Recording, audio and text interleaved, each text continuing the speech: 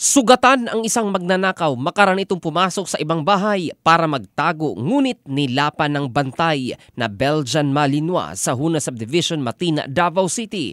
Sinabi ni Andy Calizo III sa brigada, nagising na lang ito bandang alas 9 ng umaga dahil sa tahol ng kanyang alagang asong si Dusty at malakas na sigaw ng isang lalaki na agad nitong kinuhanan ng video sa labas ng kanyang bakuran. Ang tinutukoy na lalaki sa video ay isang magnanakaw na hinahabol ng mga pulis sa kabilang eskinita at pumasok sa kanyang bakuran para magtago.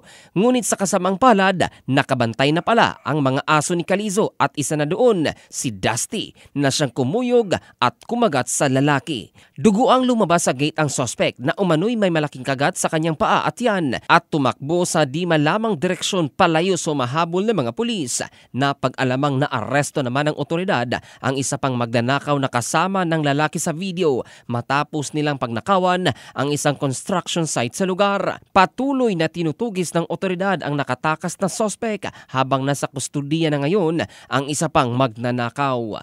Ito si Jovel Candado in the heart of changing lives ng Brigada News Philippines, the Music and News Authority.